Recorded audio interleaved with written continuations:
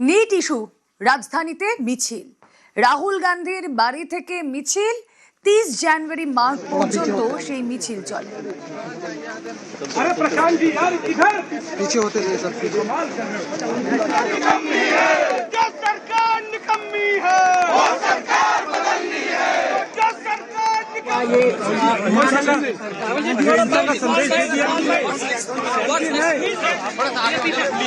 जगह तो होनी चाहिए भैया, इसके पैर हैं। जो हमारे स्टूडेंट्स हैं वो सड़क पे हैं, तो सारे के सारे ऑपोजिशन एमपीज को लगा कि हमें भी सड़क पे होना चाहिए, तो हम चाहते थे कि सारे के सारे ऑपोजिशन एमपीज इंडिया गेट जाएं। उन्होंने मना कर दिया, रोक दिया।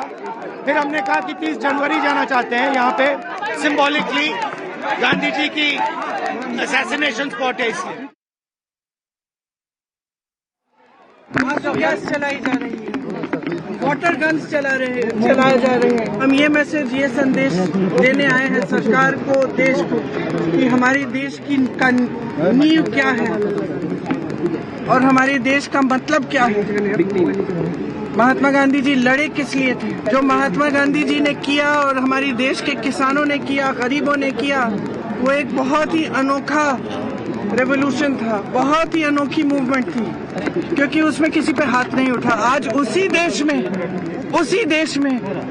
देश के बच्चों को आप इसलिए पीट रहे हैं क्योंकि वो अपना अधिकार मांग रहे हैं, तो हम सबको दिख रहा है कि कितना गलत हो रहा है।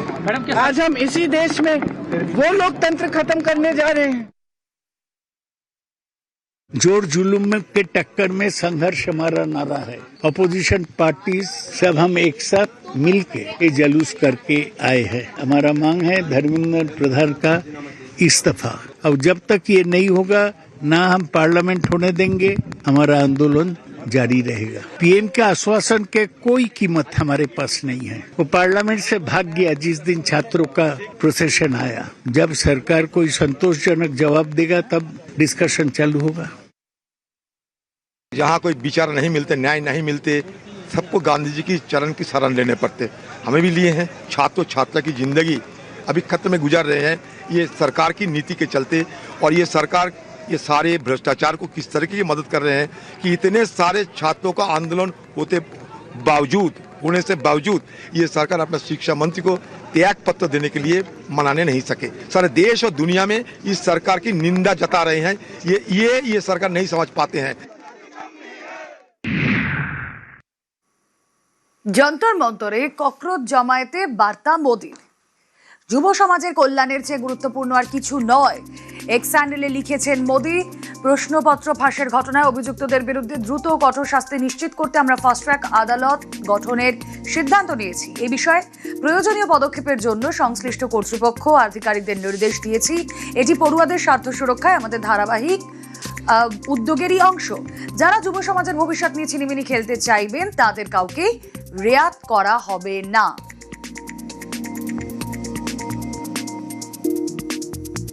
যুব সমাজের কল্যাণ ও ভবিষ্যতের চেয়ে গুরুত্বপূর্ণ আর কিছুই হতে পারে না।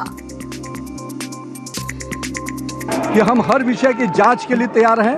फास्ट ट्रैक कोर्ट लाएंगे ताकि जो लोग भी इसके अपराधी हैं, जो लोग भी दोषी हैं, उनको कार्रवाई हो। और हम ये सुनिश्चित करेंगे कि हम किसी भी दोषी को बख्शा नहीं जाए। और नरेंद्र मोदी जी जब संकल्प लेते हैं तो देश की जानता है, दुनिया जानती है कि नरेंद्र मोदी का संकल्प का मतलब होता है उसको सिद्धि तक पहुंचाना।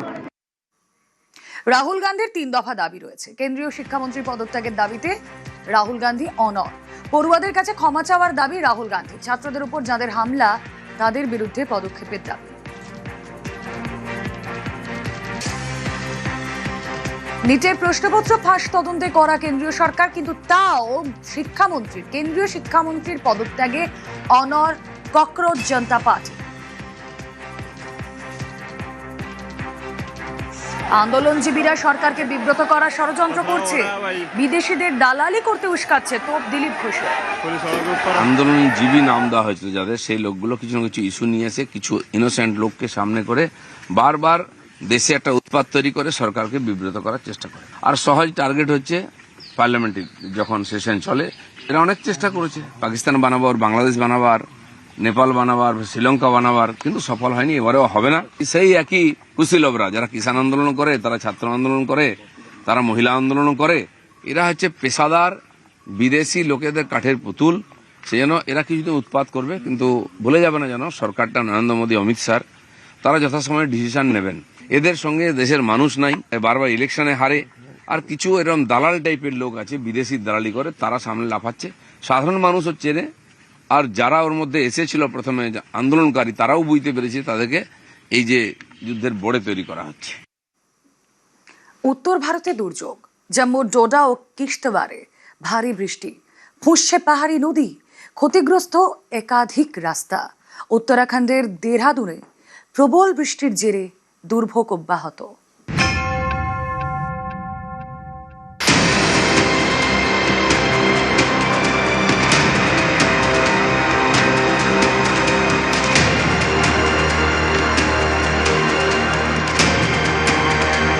তমসা নদীতে তীব্র স্রোত, ভাঙছে নদীর পার, এর জেরে রাস্তায় ধস, ব্যাহত যান চলাচল।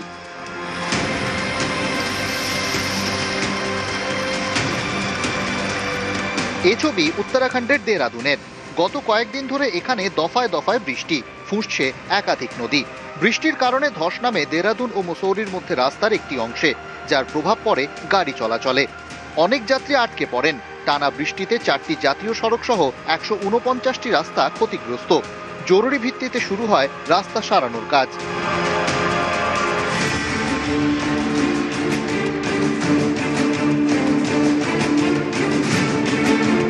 জম্মুর ডোডা এবং কিস্তওয়ার, এই দুই জেলাতেও কয়েকদিন ধরে ভারী বৃষ্টি।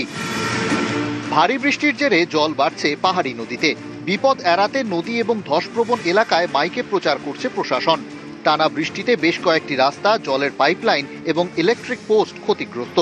এই সব ক্ষতিগ্রস্ত অংশ সারানোর কাজ শুরু হয়েছে।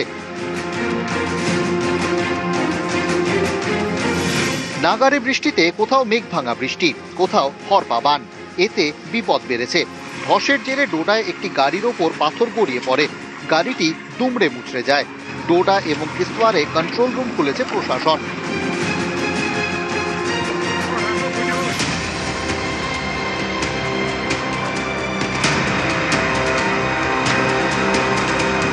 উত্তর ভারতের নানা জায়গায় নাগারে বৃষ্টি। ঝাড়খণ্ডের চাইবাসাতেও প্রবল বৃষ্টি, বাড়ছে বিভিন্ন নদীর জলস্তর, জল উঠে পড়ে রাস্তাতেও।